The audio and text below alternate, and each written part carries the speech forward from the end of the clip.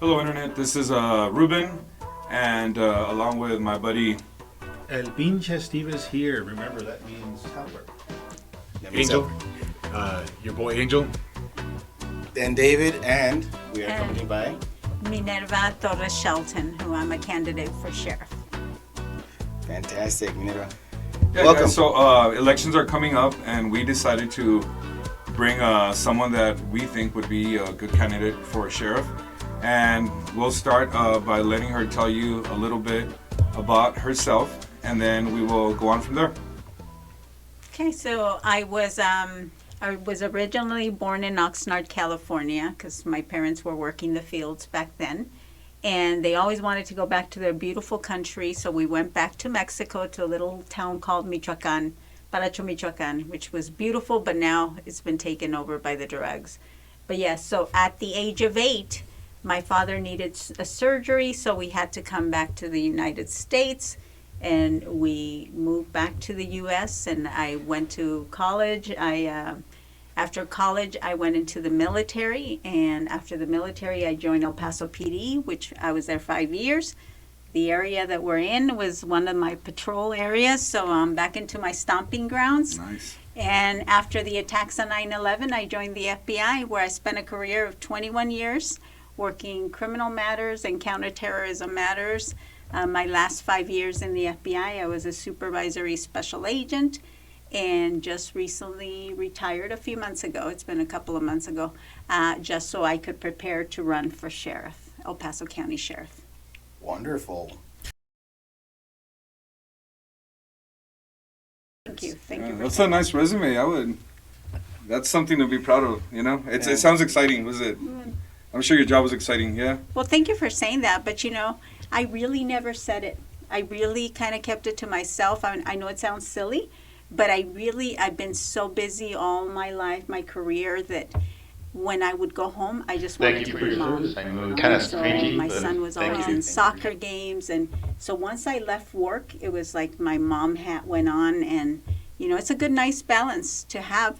And so it's not until now that I've been running for sheriff that I have to talk about my past and what I've done. And You realize, like, oh man, I've done a lot. I know, and there was one time that I was introducing myself, and there was a table with they were older ladies, and the comment they made, oh my gosh, she's badass. And so it's really, I never really thought about it. My biggest accomplishment is being a mom, and I'm proud of that. And I was going to ask you, since you just said you just retired, like, what made you want to jump right back into I'm sure you're enjoying retirement, but you're thinking of jumping back into something that's probably going to take up a lot of time. So I'm not enjoying retirement because I never took a day off. So I jumped into the appraisal review board, which is you're appointed by a district judge to hear cases of people who cannot afford to. They go there because they can't afford to pay their taxes. So they basically go protest how much their house is appraised. And for right there, and that's the busy months are during the summer. And then from there, I jumped into preparing to run for this, to be sheriff. So I really haven't had any downtime, but that's when I do best. Like when I'm overwhelmed, and that's why I never stop and really think, but really I'm campaigning like if the elections were over in a week, because, Which is a great attitude to have, I believe. You don't want to be complacent, really, in anything. Right. And here I was thinking that you weren't enjoying retirement because maybe you gotten into vigilante justice or something. You're like, oh, stalking the night. Oh, no. Trust me, I have justice. I would have no problems, putting it away. But again, I'm just campaigning. But I love contacting the community, so it's really my passion. So it's not like a job. I'm having fun. Excellent. Nice. But you've been around, to say it in some term. Why El Paso? You served here, yes, many years, but you could have gone anywhere with that kind of resume. Actually, I was offered a good job in D.C., and the thing is that one of the things that I've noticed in the last 26 years that I've been in law enforcement, I've noticed the powerful things that can happen between when the community and law enforcement join. But sadly, over the last few years, I've noticed there's been a growing distance between the community and law enforcement. A lot of our young people are getting lured by the traffickers, the human traffickers, the drug traffickers. And why are they preying on the young? Is because they can easily be manipulated. All they're doing is promising them cash, money through social media, TikTok. And it's sad. It's sad what they're doing. Why? Because they're doing it intentionally, because they know that a young person, and here's the thing, that the people that they're luring are getting ripped off by both. And when I say both, is even the bad guys are ripping them off. Because they're telling them, I'll give you an example, because I love talking in examples and people understand. At least I'm very visual. So they'll tell them, look, all you have to do is move a car from this parking lot to this parking lot. Go pick it up. I'll give you $5,000. All you're carrying is 5 pounds of meth. So you're like, No big deal. no big deal. I'll do it. It's worth it. So then you move the car, but unbeknown to you, law enforcement is watching it. Let's say it's even the feds who are watching it. So now you get pulled over, and it's not 5 pounds, you're carrying 20 pounds. And let's say you have some fentanyl or some cocaine. Now the sentencing becomes even more strict. And so now you tell me, but wait a minute, I was only carrying 5. I'm like, well, evidence is evidence, right? We make the case. If there's probable cause, you make the arrest. And, then you're going to have to deal with the whole court system. But this is what it's sad, because the adults are preying on the young, because they can be easily manipulated. And they're doing it to other people too, and don't get me wrong, but yes, they're doing it to the young. I mean, I'm sure you guys have seen how many car chases there's been lately. And what is it? You can hear it. Yeah. What is it? 16-year-old, 17-year-old who are, and why are they running away? Because a 16 or a 17-year-old is acting like a 16 or 17-year-old. And that's what the bad guys are telling them. Don't stop. Just continue. Well, now they're jeopardizing the lives of innocent people. Because if you happen to be riding right next to this 17-year-old who's trying to get pulled over, now he's fleeing. And so it's just putting the whole community at risk. And I think the policymakers could probably provide those opportunities to steer some of our more naive citizens from staying away from criminal activities. But what could a sheriff do in order to steer those younger people away from those kinds of activities? So, excellent question. So the job of the sheriff and law enforcement is to enforce the laws, follow the Constitution, but we have an obligation to inform the community, and that's not happening right now. Why? Because they're too busy. But we have to inform the community of what's going on. We have to be visible. We have to be transparent. Why? Because somebody in the crowd might get passionate. You might be a pastor. You might be a counselor who says, what? This is what's going on? No, I'm going to get involved. And then you get involved and you make a difference. But that can't happen unless you hear what's happening. And it's not happening. And I can give you guys an example, if you guys like, of where I saw how powerful it can be when law enforcement and the community works together. So I was stationed in Sacramento, California, my first assignment in the FBI. And then I started noticing that a lot of the young girls were missing girls turned into they were caught prostituting. And so it was there was that link, missing girls and prostitution. So I started looking into it. Then I find out that they're getting arrested or cited, or they send them back home, and I'm like, well, who's arresting the guy? Right. And so this deputy pulls me over, and he's like, Minerva, let me explain to you how it happens. See these girls walking the stroll? Because back then they would walk the stroll and the internet too, but they were still doing the stroll. Says these business owners will call the cops, will call the chief of police and say, fix this because it's affecting our business. So then they'll do these undercover operations. We come out here, we cite the girls, we arrest them, and then it goes away because they talk to each other and they go somewhere else. But I'm like, but that's not really It's not solving helping anyone. It's not solving the problem.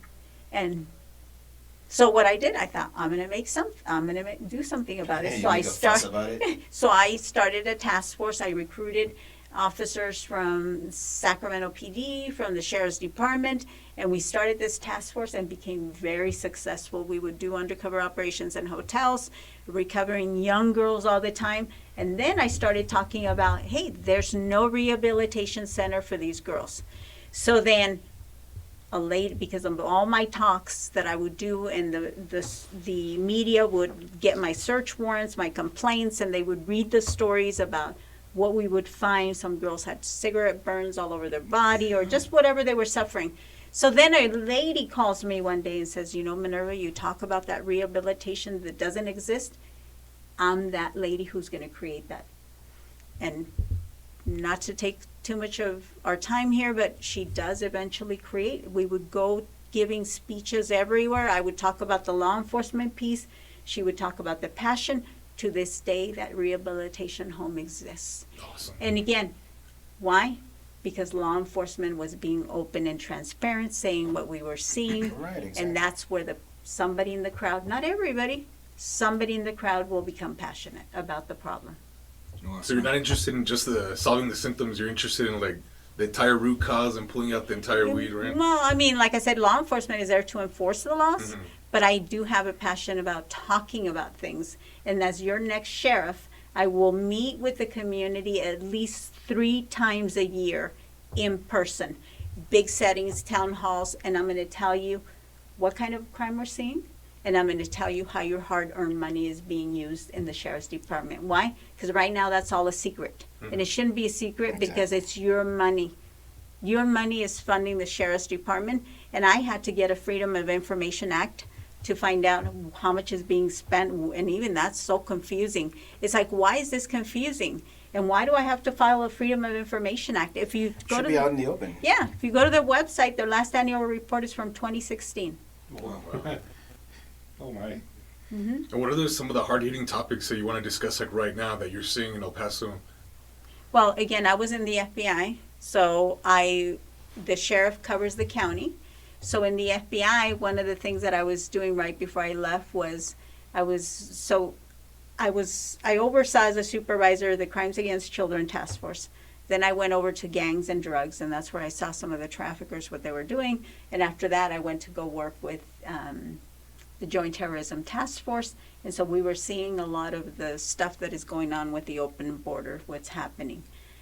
So one of the things that needs to happen is to address what I just talked about, the young people. There has to be an education piece of talking to mothers, letting them know, and to parents and to fathers what's happening, because it's just, we can't just look the other way. And I know you earlier said, phrases that are cheesy, like kids are our future. That's the truth. Yeah. It's the truth. And I was wondering I know El Paso, I've talked about this with my buddies here, that we can't get out of the habit of voting Democrat. I think a lot of their policies are not good for the city, are not good for people individually, and I'm actually surprised how the Democratic Party has gotten a stronghold on El Paso. How do you think we get away from that, and starting to get our Republican people like you in there, like when you said right now that you want to talk to community, I kind of see it, because that's how I knew about you, because you went to my dad's house, and I'm glad my dad told me about you, because I'm like, hey, you know what? She told me what you told him, and I was like, you know what? This seems like a good candidate for us. So that's how we ended up talking to each other. How do you think we get people from that mindset of being willing to go to not just go, oh, you know what? I'm Hispanic, I need to vote Democrat. I know the Democrats do that a lot with African American people and with Hispanic people. They like to pursue them, and identity politics. How do you get them to look at a person's ideology? What do you think? Instead of just I need to vote Democrat because my family's been doing that for 20 years. How do you think we can get people away from that? So I go where they are. So wherever they're meeting, to me it doesn't matter if they're Democrats or Republicans. I'm there to talk about a topic. I'm there to talk about my passion. I know we haven't touched about what's happening in the jail too, but those are issues that affect everybody. Like not just Republicans, not just Democrats, it's everybody. And it's more, to me, it's more like the education piece. But yeah, don't expect the opposite to come to you. Go to them. Go to those places that, you know, that might not be, I mean, I have no problems because when I was in law enforcement, I never asked the people that I work with, are you a Democrat? Right. Are you a Republican? All I wanted to know is that minute that we walked through that door, you had my back. That's all I wanted to know. And so I'm doing the same thing with the community right now is I'm talking to Democrats and I'm talking to Republicans and I'm talking with facts. I'm not picking on one person or the other. I'm talking about, hey, where's the visibility? Where's the transparency? Where's the accountability? In the last 10 years, we had 50 deaths in the jail. And those deaths have been categorized as natural, which are they going to happen? Accidental? What's an accidental death? Well, yeah, Slipped like and fell. I want to know, did this person fall in the shower? Was he in his cell when there's been silence? And the other one are suicidal. Okay, so what have we done about those suicides? Is it Were there mental health? signs? Yeah, is it mental health? Were there signs? Like what happened? And it's, we as a society, that's important to everybody. Because again, jails are rehabilitation centers. Yes, people made a mistake or whatever happened. They're there. There's some people, you know, there's all kinds of people in jail. But I want to know, once you have a subject in custody, it's your responsibility. It's our responsibility to take care of them because they are in the custody and control of the state, or the county in this case. So, but here's the other thing. When somebody commits suicide in jail, guess who's paying for it? The taxpayers, and a lot of it gets swept under the rug, right? Like, let's not look into that. It might look bad on us. But, Like, but how, yeah. how is this person being treated? Maybe. Like, that might have But something- that is the job of a leader. And if you're not willing to do that as a leader, then maybe you're not the right person to be there. But a leader gets up in front of people and says, this is the facts. Obviously, if you are discussing, sometimes you might not be able to give information because it's an active investigation. You can give limited information and say, most importantly, what you're doing to prevent future incidents that are happening. Like we had the murder that just happened in jail. According to the media, it took almost an hour for them to kill this person. And so our current sheriff came out and didn't really give information. So at what point is he going to come out and give information? I want to know, what did he do as a leader to prevent it from happening again? And what happened? Like, are we investigating? Again, none of that has been talked about. And again, the sheriff is a very important job because there's no oversight. With the chief of police, the people that oversee the chief of police are city council and the mayor. With the sheriff, there's no oversight. So people have to elect somebody with integrity because there's no oversight. And again, a lot of people don't realize this, but that is. And the other thing that the sheriff does, they protect your individual rights. What is your individual rights? Well, if somebody comes up with something and says, well, today we're going to implement this policy, we're going to shut down businesses because, you know, whatever. The sheriff is the one that steps in and says, time out. That is not It's allowed. not constitutional. Yes, not constitutional. So that's why it's so important to elect a sheriff who is open, transparent, and accountable to the people.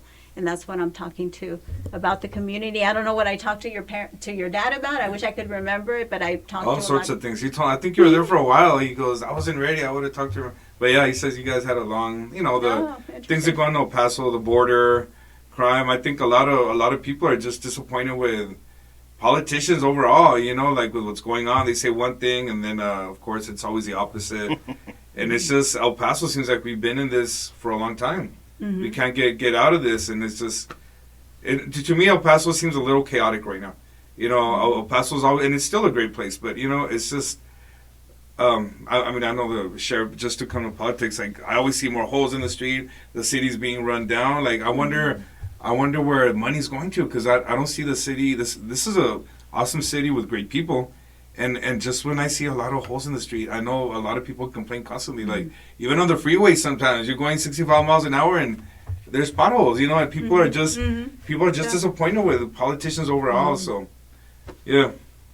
I was kind of curious. By any chance, are there any examples where you might have had a different decision? Like right now we're talking about the Constitution, where you might have seen something like a sheriff did in the United States, or maybe even here in El Paso, that you would have necessarily not like agreed with the decision that they made or the enforcement that they took? Great question. I just, and part of it is too is people not knowing their rights. Like you. Oh yeah, that's a big one. Yeah, like I don't know. They're beautiful. Like read them. Like and you're like, okay, well now I know why this happens, and it's like I remember when I first became a cop and I had to go to Albuquerque, and I think my father was sick or somebody in my family, and so my brother lent me his car, and this was years ago, and my brother had a Camaro. Nice. So I was driving it because I didn't have another car, so I borrowed his, and I get pulled over by a cop. So of course I pull over, and it was somebody young, obviously, and he pulls over next to me. It was dark, and I said, what was your probable cause for stopping me? And he got nervous. Like he got nervous, but I realized that I was talking his language. Because I said, hey, what was your probable cause for stopping me? And he got nervous, but what is probable cause? What any reasonable and prudent person would know. That's what probable cause means. And so it just educating the community about just everything. And I think that's where we build power. Just educate the community. Go to those communities that normally you would not be invited. And obviously the way we talk and we communicate, don't offend other people either. I try not to offend I'm not saying that I haven't, maybe I have. But just by existing, some people are going to be offended. I'm going to be offended. And I see that now that I'm a candidate, somebody made a comment on something that I posted, like saying immediately, like, no, don't vote for her. And I'm like, why? Did I lie or? Yeah. Like, and we get a lot of that too. And somebody commented there, like, can you elaborate? Why? Because now this other person is wondering, what do you know about her that we don't know? Mm-hmm. And you know what it was like? Oh, because she's a Republican and she's going to, and I'm like thinking, like, tell me something. Don't bring up what Governor Abbott has done or some president has done. Tell me what me as a person that I've done that you don't like. And that's what I try to do. That's why when I say, now that I'm talking about the Sheriff's Department, I always give you the facts. Why? No visibility, no transparency, no accountability. I shouldn't have to get a Freedom of Information Act to get this information. So I'm not picking on an individual person. I'm talking about, like, that's what leaders do. Leaders get up in front, talk, and tell you at least what happened, and most importantly, what are you doing to prevent it? So yeah, and it kind of touches on coming back to that question that Ruben had is how do you get people to maybe see things a different way? A lot of it has to do with education, not necessarily going to school, but mostly opening up dialogue, which a lot of people are afraid to do. So I actually remember when I had spoken to some close family and friends that we're going to do a little show, this and that. And what are you guys going to talk about? I was like, maybe some politics, maybe some religions, and maybe some of the... And he goes, ooh, that's a bad combo. Like, we're kind of also conditioned to be like, no, you can't talk about these kinds of things. I don't want to hear it.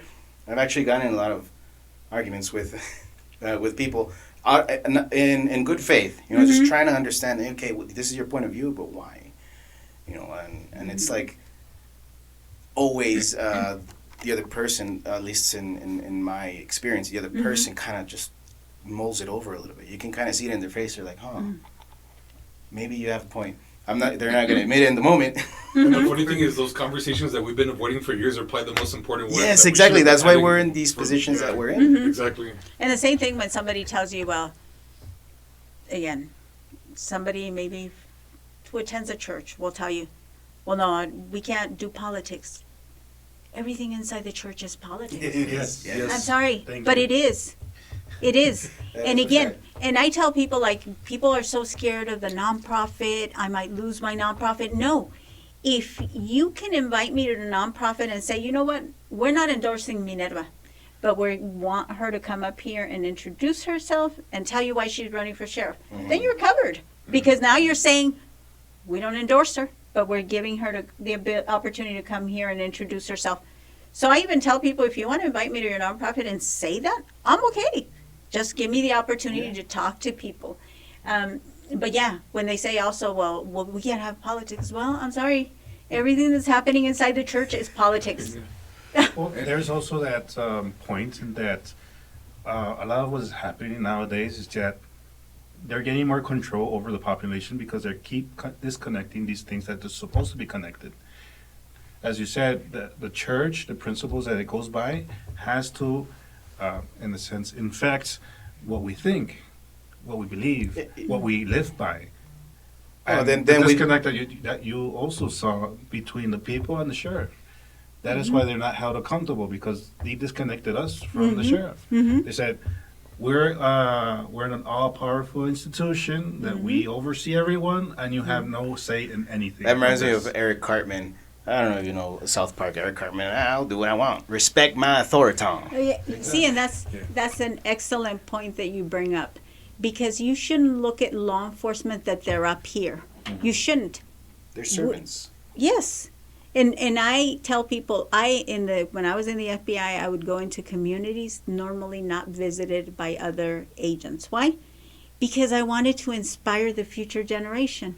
If there's a little girl there, and I say little girl because I'm a female, if they look at, oh my gosh, she's 5'1" and she accomplished all this, yeah, I want to do that. So that's why I would go into communities normally not visited, because that is our responsibility. As my father, which he was my hero, I admired him. I am where I am today because of him. He used to be very strict, especially with the girls, and he would say, you are not going to leave this home without my blessing unless you walk out of here with a degree. And then he would say, and once you have a degree, si se casan con un borracho mujeriego, you can stand on your own 2 feet and kick them nowhere. And my dad was a Christian man, but that's what he would say. But then he would say, as he got older, he says, Mija, I'm packing my bags. And I didn't like hearing that. The reason he would say that is because he was saying, I'm getting ready to leave this world. Right. And so I feel like I'm getting close to there. I'm selecting my luggage, and I'll be gone. But I want to, someday I'm going to go meet my maker, and I'm going to say, you know what, God, I gave it my best. You can't say I didn't, because I did. So that's all I'm trying to do, is work hard, try to inspire the future generation, and then I can go upstairs and tell God and give it my best. Yeah. That's, by the way, this is a side note. That's what happened to David's wife. Se casó con un mujeriego. Oh, come on. Not even. Honey, don't get it. So yeah, I was gonna ask you something, and it just because I made that little joke on David, now I forgot. That's what you get, man. That's what I get. What Must was I gonna have been ask a you? lie. Oh, so it was a lie. Yeah. No, it was a lie. Actually, David's a really, really. No one's absolutely good, but he tries his best. Oh, thanks. He's a good guy. Ah, that's nice. So, this is what I was gonna ask you. You know, you're talking about government being accountable and this and that. It seems like, it seems like government has accountability on us, but we don't have it on them. And I want to bring that stuff they gave us at church the other day, David, the little paper. Oh, Because I know you said about accountability and stuff. So there's this lady, she's really nice at your church. It's not even about her, but she works for a government agency. I don't know what agency it is, but anyway, she was passing out flyers for people to get Free- their financial literacy class. financial literacy class from Okay. the government. And I was thinking, do you see the irony in this? I was thinking the government should be taking that class. You know what I mean? Trillions in Like, debt, the spending just continues to increase year by year. so, and it goes on accountability. giving, They want us to be accountable. Lesson 1, apply for 10 different credit cards. or lesson 1, do not follow our lead. Right, we're Yeah, 32 yeah. trillion in debt and counting. Yeah. So yeah, and it all goes back to accountability. You know, see, this is the thing. A lot of people ask me, well, why do you worry about government spending and stuff? You know what? I really feel bad. I do believe in the no taxation without representation kind of. So I think a lot of these things that the government spends on, we're buying it on a credit card. So, you know, because we don't have that money. So I feel like the credit card we're using is our kids. I don't have kids, but I'm using like my nephew's credit card, his little girl's credit card. You know, so We're not even my kids. I'm also using my grandkids. your so yeah. So it seems like, you know, people see, oh well, they're not taxing us to send money here and there and stuff, or spend money on this and that. But they are. You know, it's just that we're using the next generation's credit card. So I think that what you mentioned right now about accountability and all that it is Transparency. very important. And there's also the inflation tax. You know, when people say, "Oh, when money's misspent, whatever, it doesn't matter," you know. But yeah, it does matter. That's why prices go up and our currency goes down, because there's no accountability. Like sometimes government is out of control, from the smallest guys to all the way to the top. You know, it's just spend. You know, they pass all these bills, and it's just, it always goes back to the next generation. You know, so I think it is real important, even from the, I don't know what's the lowest position, like from the city reps all the way to the president. You know, we need to respect the next generation, because when we're not accountable, we're using their funds, their credit card. You know, they're gonna get stuck with our debt and everything that we misspend. Absolutely true. You know, That's one of the games as we were kids. Well, We were playing in a little parking lot that was close by to our house. And at one moment, David or one of my elder brothers would scream out, "Dami!" And And then we just carry everybody off. you know what? And since again I was born in the U.S. and so when we came back was because my father, and then I'll touch on a story that happened to my father. But I had a friend who, again, I was born here in the U.S. My parents had already become citizens, and my father, for some reason, gave up his Mexican citizenship. I don't know why. I never asked him that, but we were going to school, and I see a friend of mine we see the cops, and she takes off like running, and I'm like, what just happened? Because I wasn't raised that way. Like, I didn't have that problem. But yes, it's important. Like, for example, I'm going to touch on a topic that is a hot topic right now, SB4. Okay, SB4 is the law that is supposed to take effect next month and is going to give law enforcement the ability to deport somebody. So immediately people think, oh, well, no, we can't have SB4. Oh, it's going to give local law enforcement, so like deputies, officers. too much power. Well, they're going to be able to deport people who are here illegally. Right now they can't do that. It has to be like Border Patrol, people that are actually working immigration. So I tell people, okay, our borders, we have people here from everywhere, Right. right? As your next sheriff, I will enforce SB4. However, this is how I'm going to do it. We're not going to stop you based on the way you look, because we'd be stopping everybody. Look at the community. Yeah. I would be getting stopped all the time. So no, it's always based on during the course of an investigation. So again, here's another example. If somebody's breaking into your car and you call the cops and it's me who responds and I start investigating, well, the guy didn't break into your car because luckily we got there in time. But then as an officer, I find out, well, this guy's not even here from, he committed an offense against a minor in Guatemala or Nicaragua, Right. wherever he's coming. Why wouldn't we want him to leave our country if it means the safety of our community? So again, it's educating the community that no, we're never going to profile, we're never going to target people based on that. We're going to continue doing business as it is now, that you can't pull somebody over unless you have probable cause. And then during the course of an investigation, if you learn that this person is not somebody good, didn't we just have La Chela got arrested? Who killed several people? Who knows Don't we want to have officers the ability to say, okay, yeah, this person should Probably be not good for the community. We'll invite her to. Yeah, to again, and again, the other thing that I like to educate people, there's a difference between immigration and border security. Immigration, people are here legally, temporarily, until they get their hearing with a judge to determine to see if they can claim asylum. So for now, they're fine. Then we have border security, the people that are still paying coyotes. So ask yourself, why would a person pay a coyote to come across, and those are where we're seeing the car chases, if they could just come across and claim asylum? Illegally, yeah. Well, it's just like when you said that about people that get themselves in trouble and then they get deported, like those guys in New York that just beat up those cops. Like I just couldn't believe it, you know. And then for them to get released the same day, you know, and it's just like, And to end in another robbery.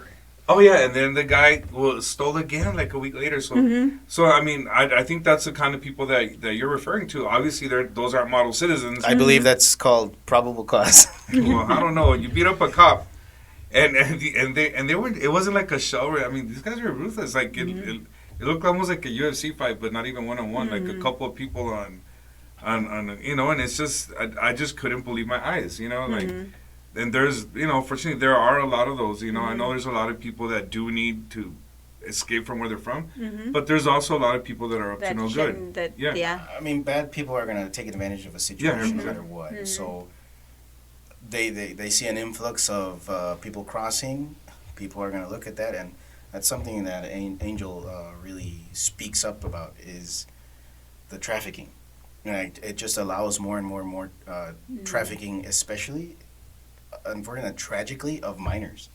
Like, and you did mention that you opened up a task force, and now it's a nonprofit. No, it's a Yes, well, it's so the nonprofit is the rehabilitation center that Okay. opened up to help victims of trafficking. because there was nowhere where they could. The only place where we could place them was in custody because we wanted to keep them safe, or we would send them back home to their foster parents or the group home where they wouldn't last.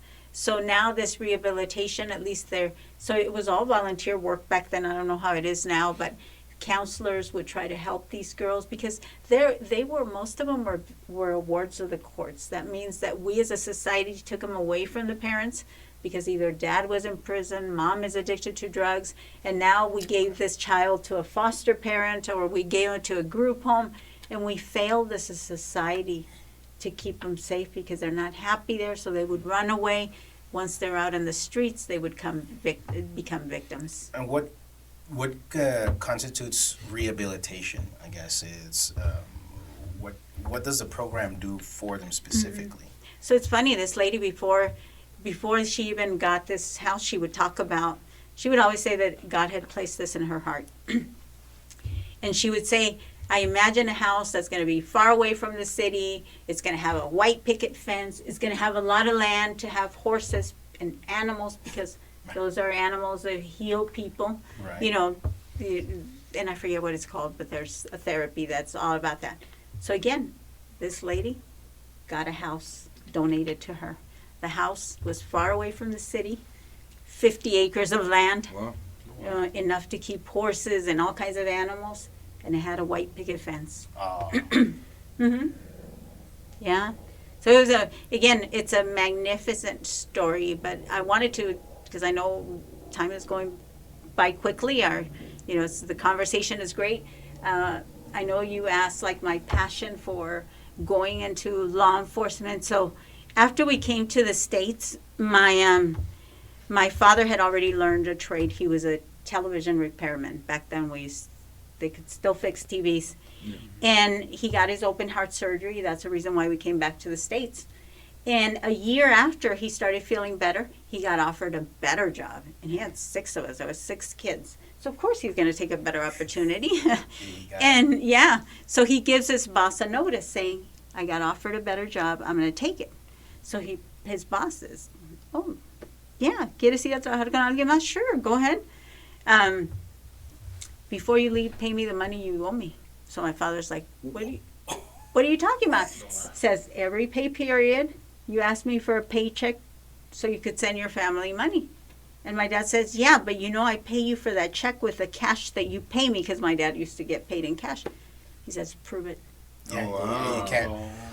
Cash is fungible. We So- heard a lot of that from Yeah. So my dad went to civil trial, was found guilty, and it stirred something in my heart that I was like, that's not right. Like this, we're in the U.S. Horrible, Yeah, And so that's where my journey for justice began. And I feel the same thing. I feel that something stirred in my heart when I saw what was going on. I want to make one more difference before I officially, retire. And so that is my passion. I just, the things that I'm seeing, the lack of visibility, the lack of transparency, the traffickers are taking advantage of the young people, the things going on in jail. So I thought, you know what? I'm going to raise my hand and say, I'm going to do it. And so that's what I'm doing now, trying to make a difference. Right. Which is great. I'm touched because not only are you looking for for justice, but you haven't lost your human face. Oh, As thank in you. the humanity is palpable. It's Oh, thank it's you. moving. It's moving. In any case, damned if you do, and damned if you don't. Pretty much. Pretty much. You're gonna be, there's gonna be haters no matter what you do. Talk about haters. Well, let's see if we can go into the meme culture Okay. and see what the memeists have to say about that. And I was just gonna run it by you. David has 5 kids. Kind of like he's getting close. He's Almost there. So he's almost up to the Really? 6'2" at such a young age. And I was going to say, I thought you were like the youngest one here. No, He I'm is? Oh, no, that was actually, me. he is. Oh, okay. That happens. Yeah, he's 5 Well, kids on his way. like they say in the Hispanic culture, no han de tener televisión. No, that's exactly what people at work tell me is like, I need to put your wife up on a pedestal. Just so you can't reach her. I was like, okay. Maybe not. I don't know. No, that's congratulations. Yeah, That's thank you. neat. Big families are hard to come by now. Yeah. Exactly. And look at him. He's just radiating happiness. Yeah, look at that. You can, There's nothing. Honestly, there's nothing better. Like And they're all girls too. And they're all okay. Don't remind me of that. It's easy now. Wait till I got a later. tough road ahead. But people, what I've seen with some people, unfortunately, they have that mindset of like, of course not. I'm not gonna have kids. They take away your freedom. Well, maybe a bit of your freedom is being put to the side because there's something more important. But just to see them growing up, develop their own personalities, having fun with them, it's like there's nothing. Yeah. There's nothing like it. And you so. see life all over again through their eyes, especially Exactly. during Christmas. Like I look can at share them. my nerdy things with them. Like, Just oh, for them hey, to wake up in you the like? morning and say, I hate you, Dad. Oh my! One day it's coming. I hope not, but let's see. Well, in any case, let's move on to a little more levity Yes. to see. Yeah. Let's finish off on a fun note. Let's finish off on a fun note. So, Pull up the first meme, Steve. first meme coming up. What it says: I can "Hey see kid, that. welcome to law enforcement. The only job where you're hated for doing nothing, not doing your job, for doing both nothing and not your job." Mhm. And there's so many jobs like that. I was, and it's funny because the jobs that have a lot of impact usually have that. Mhm.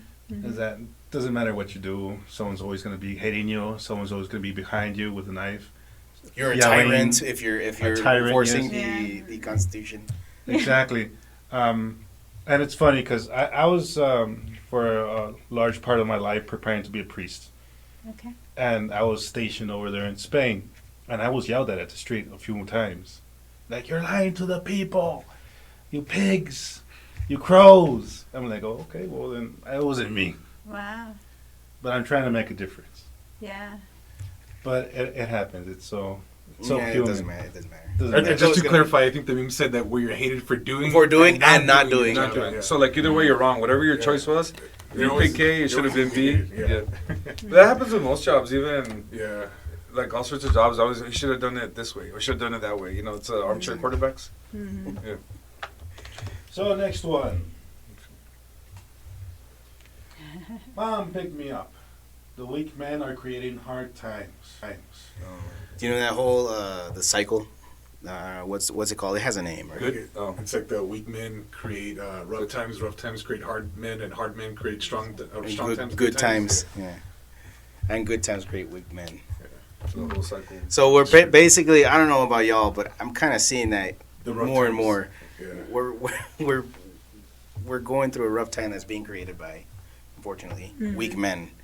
Like we gotta bring masculinity back. And you know what? It reminds me. I recently met a lady, and she's an older lady, Hispanic lady, you know, and she said, Around these parts, no. no, really, but she's so sweet. And then she tells me, you know what? Tú eres una guerrera.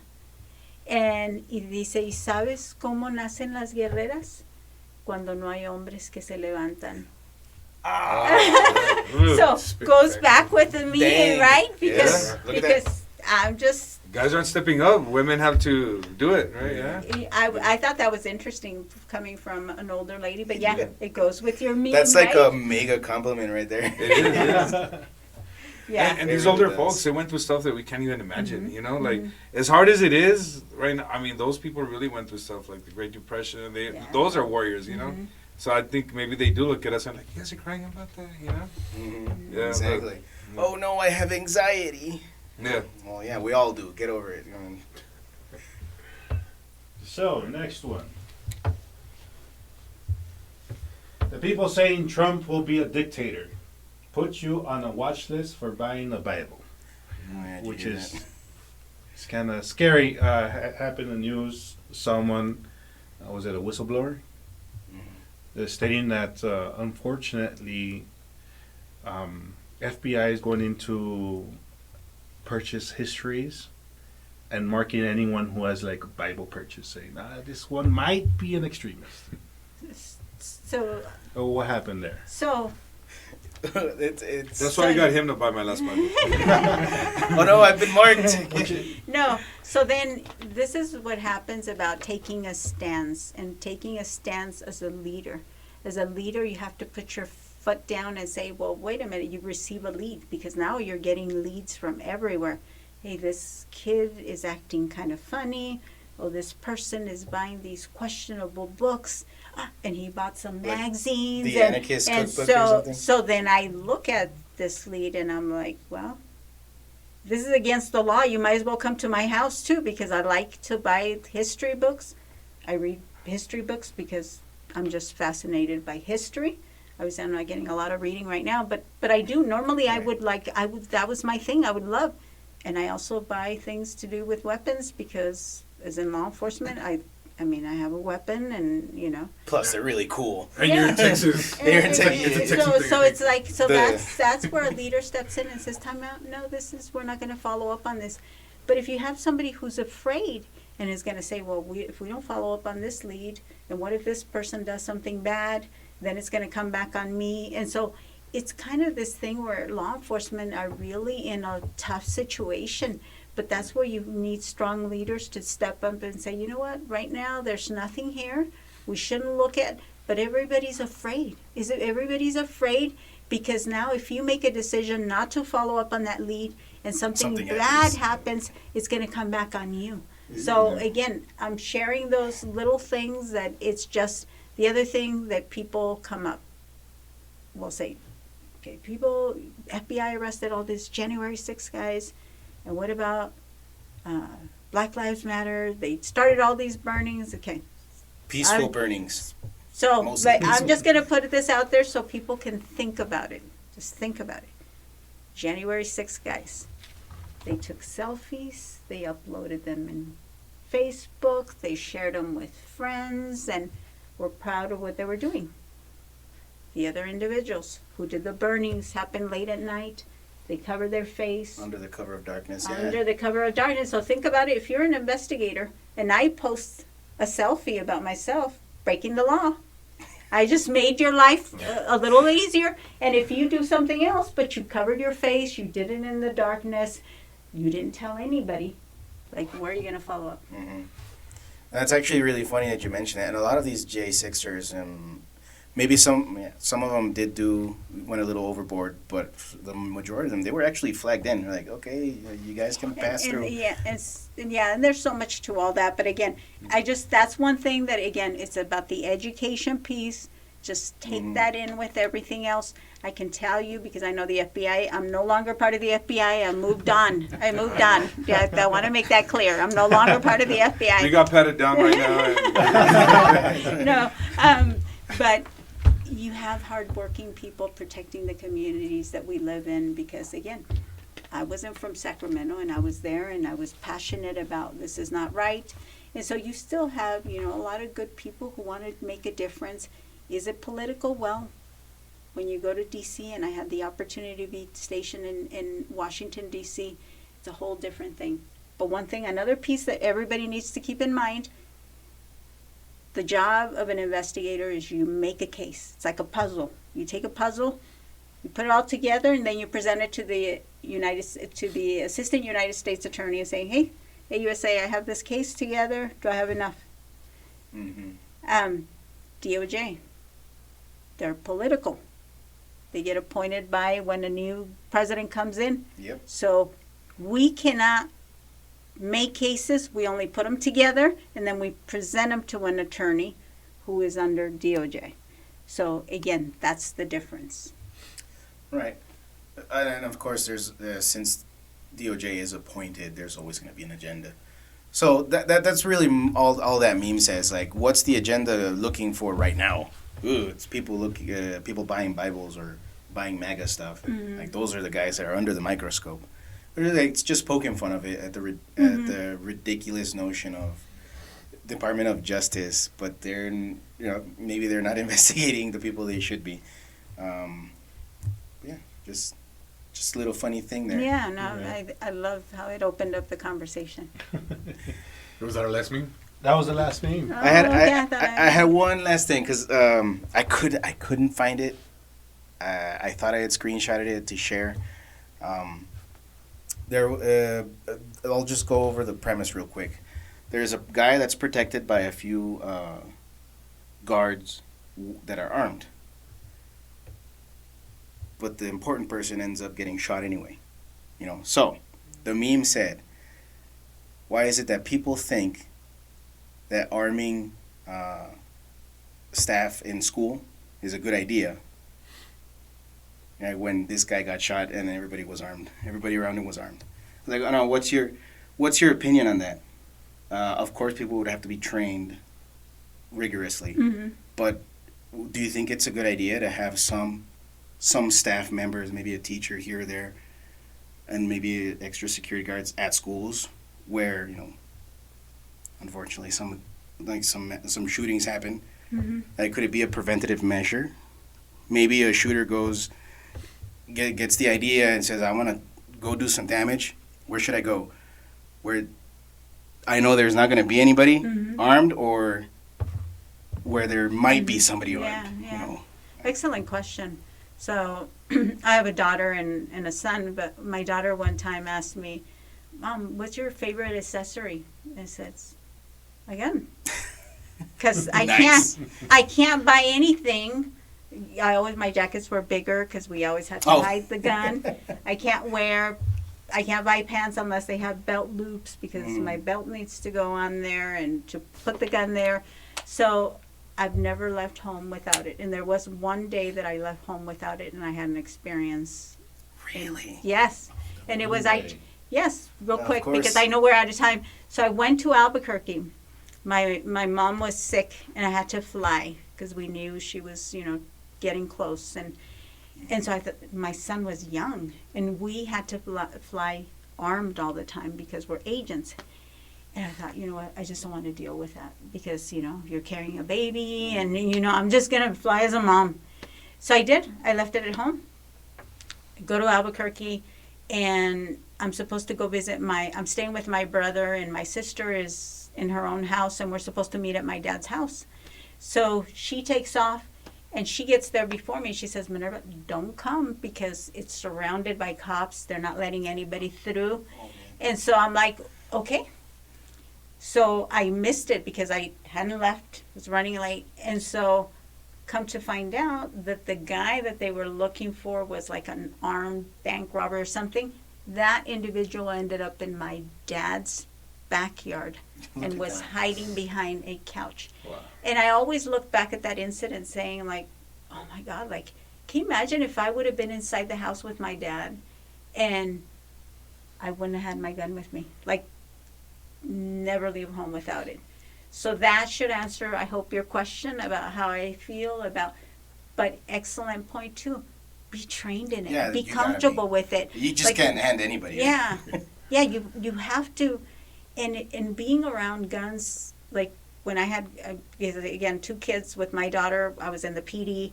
I could come home, take off because we have the level 3 holster, so there's a way of like taking out the gun, and it's jammed in there. You can't take it out unless you know how to take it out. Right. I would take off my whole belt and leave it in a closet, close the door, and she knew she couldn't go in that office. Exactly. It's about respecting as well. Yeah, it's like you can't go in that office, and she respected it. She would like stand right there and like talk to us if we were in there, but I would have never been able to do that with my son. Oh, really? Completely different. So Yeah. then I had to get a safe and always. So again, just know yourself. Get comfortable with your weapon. Just because you buy a weapon, like please practice with it. Of Like course. get comfortable with it. Like you should know how to load it, how to unload it. Same thing with like real quick story when the long gun, I could not get comfortable with it. We had to shoot a shotgun, and I was just having a hard time. Well, then I later find out why. I shoot left-handed with my long guns, right-handed with my little guns, and it's because my eyes. In order to shoot, if I had it here, I can't use my strong eye, so I had to put it over here, and then it was like natural. Like, Wow. so again, you wouldn't know that unless you practice and get comfortable. So yes, if you're gonna, and that's one of the things I want to, as your next sheriff, I want to implement is have one of those classes where you talk about it, and you Okay. because what happens when somebody breaks into your house and if you're not being safe? Your gun, they're going to steal your guns. So now you had a right to own this weapon, but now your gun got stolen. So it's all about being safe. Be a responsible gun owner. Right, exactly. All right. All right. Well, Nice. You guys got anything else? Well, before we leave, do you mind letting the audience know where we can check out more information? yeah, Oh, I think yes, we have thank you so Minerva4Sheriff, right, with a number 4? Yes. That's Minvera4Sheriff.com. And is there anywhere else? Yeah, so everything can be found on Minerva4, the number 4, Sheriff, all one word, .com is my website. But even my Facebook is Minerva, the number 4, Sheriff. Instagram is the same way. So everything can be found on Minerva4Sheriff. Awesome. Well, really Nice. appreciate your time. And No, thank thank you you. for dropping by with This was a Conservative lot of 915. fun. Yeah, thank Yeah. you for having me. Excellent. I hope we weren't too radical for you. No. This guy, yeah. He's actually kind of quiet. Yeah, I know. Man. What's going on? I was scared after we heard you were packing a gun. I was like, Oh, no. better behave. Well, also check us out at Conserving 915. We're on X. We're on Facebook. Of course, YouTube. Soon Rumble. We're trying to figure that out. And drop a comment, leave a like. Let us know what you think of Minerva. Do you think she has what it takes to be our next sheriff? I think so. Thank you. All right. Peace out, guys. God bless, and we'll see you Bye. later. Goodbye.